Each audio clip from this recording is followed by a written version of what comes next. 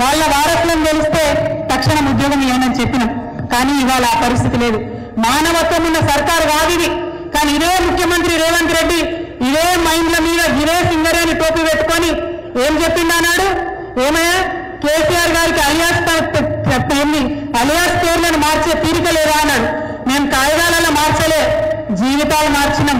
మేము కాయిదాలలో ఆర్డర్ ఇయ్యలే, పని చేసి చూపించినాం. మీలాగా మాటల పుంజులం కాదు, మేము పని చేసి చూపించినాం. ప్రతి ఒక్క సింగరేణి బిడ్డకు తెలిసి వాళ్ళ ఫ్రీ కరెంట్ ఎట్లా వచ్చిందో, ఏమేం లాభాలు జరిగినాయో, ఎన్ని లోన్లు ఇచ్చినామో. సింగరేణిలో ఇవాళ ఏం జరుగుతుందండి? సింగరేణిలో చాలా మంది పిల్లలు ఐఏఎస్ ఐపీఎస్ కోచింగ్లకు పోతుంటారు. కానీ సింగరేణి డబ్బులు తీసుకుపోయి రాజీవ్ గాంధీ గారి పేరుతో పెట్టినటువంటి రాష్ట్ర స్థాయి ఏదో పథకానికి ఇస్తారు. కానీ సింగరేణి డబ్బులు ఇవాళ సింగరేణి బిడ్డలకు చెందుతలేవు.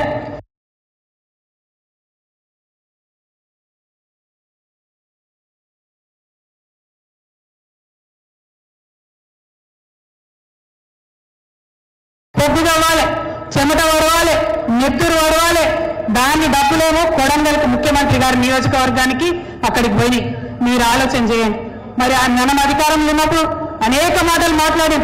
ఇవాళ ఒక్కదానికన్నా పరిష్కారం చూపించిందా? సింగరేణిలో కార్మికులందరూ ఉన్నారు, మీకు తెలుసు. బోనస్ ఎంత ఉండే? 12 నుంచి 16% మధ్యలో ఇచ్చేది అంతకుముందు. అదే కేసీఆర్ గారు అధికారంలోకి వచ్చిన తర్వాత అంచెలంచెలుగా పెంచుకుంటూ 30% వరకు బోనస్ ఇచ్చినాం. 32 వరకు బోనస్ పెంచినాం. అంటే మనం 32 అన్నామంటే బాజాప్తా ఖాతాలో 32% పడ్డాయి. ఇక వీళ్ళేం చేస్తారు? కేసీఆర్ 32 అన్నారా, మేము 33% ఇస్తామని ప్రకటించారు. కానీ ఎంత వచ్చింది? 16-15% కూడా రాలే. అంటే అబద్ధాల సర్కార్, మోసపూరితమైన సర్కార్. నిన్నేమన్నాడు ముఖ్యమంత్రి? ఇగో జనవరి 26 నాడు చెప్తున్నా, రాజ్యాంగం మీద ప్రమాణం చేసి చెప్తున్నా, రాత్రి కల్లా రైతుల ఖాతాలలో టింగ్ టింగ్ టింగ్ అని పడతాయి. పడ్డాయని ఎక్కడైనా పైసలు మండలానికి ఒక ఊర్లో పడ్డాయి. ఇక వీళ్ళట కేసీఆర్ అసెంబ్లీకి రావాలి. ఎందుకోసం రావాలి?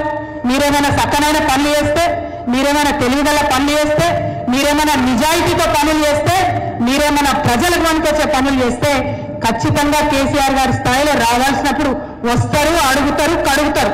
అది కాదు విషయం. మీరు అన్ని మోసమే, ప్రతిదీ మోసమే. సింగరేణి కార్మికులకు మోసమే, రైతులకు మోసమే. మన ఇంతమంది మహిళలు ఉన్నారు.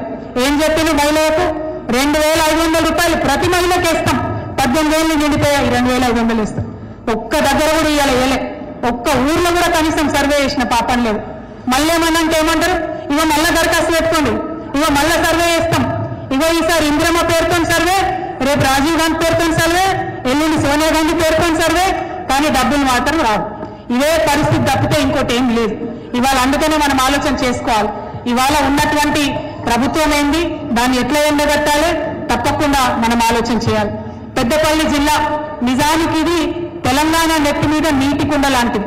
ఇదే పెద్దపల్లి జిల్లాలో కాళేశ్వరం ప్రాజెక్టు కట్టి తెలంగాణను 1 కోటి ఎకరాల మాగాన్ని చేసుకున్నాం మనం. కానీ ఇప్పుడు ఏం చేస్తున్నారు? ఆ కాళేశ్వరంలో మేడిగడ్డ కొంచెం రిపేర్ వచ్చింది కాబట్టి నీళ్ళని చెప్పి మొత్తం తెలంగాణను ఎండబెడుతున్నారు. అంతకుముందు ఇక్కడ కాళేశ్వరంలో, మేడిగడ్డలో, మనం అన్నారంలో, సింగిలలో నీటి మట్టం సంవత్సరం పొడవునా నిల్వ ఉంచేది. దాంతో ఏమైంది? మొత్తం పెద్దపల్లి జిల్లాలో నీటి మట్టం పెరిగి రైతులు మంచిగా పంటలు వేసుకొని అద్భుతంగా పెద్దపల్లిలో పంటలు పండించుకున్నారు. కానీ ఇవాళ మేడిగడ్డ బాగలేదన్న పేరుతోని కనీసం నీటి నిల్వ లేకపోతే శ్రీపాద ఎల్లంపల్లిలో ఇవాళ ఓన్లీ 16 టీఎంసీలకు పడిపోయింది నీటి మట్టం. మరి యాసంగిలో రైతులకు ఎంత గోసవుతుందో, తాగడానికి ఎంత గోసవుతుందో, నీళ్లకు పరిశ్రమల పరిస్థితి ఏందవుతుందో ఆలోచన ఈ ప్రభుత్వానికి లేదు.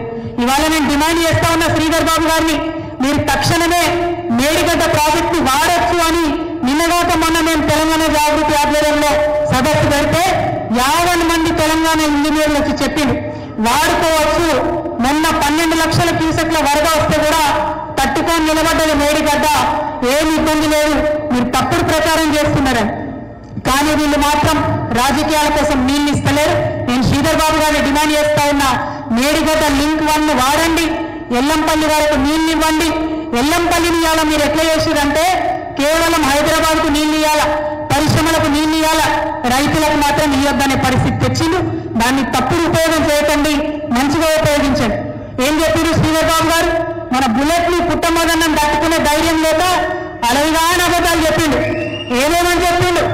చిన్న కాళేశ్వరం మనం మొత్తం అనుమతులు తెచ్చినాం, చివరి ఒక అనుమతి మిగిలినది. సంవత్సరం నరైంది. ఈ ముఖ్యమంత్రి మాట్లాడితే నెలలో 3 సార్లు ఢిల్లీ పోతాడు, ప్రతి 10 రోజులకోసారి ఢిల్లీలో ఉంటాడు, కానీ ఇంతవరకు అనుమతులు తీసుకురాలేదు. అదేవిధంగా ఎత్తిపోతల పథకాలు మనం శాంక్షన్ చేసుకున్నాం, కానీ ఇంతవరకు శ్రీధర్ బాబు గారు దాని గురించి మాట్లాడుతున్నారు. ఈ ప్రాంత రైతుల మీద శ్రీధర్ బాబు గారికి కానీ కాంగ్రెస్ పార్టీకి కానీ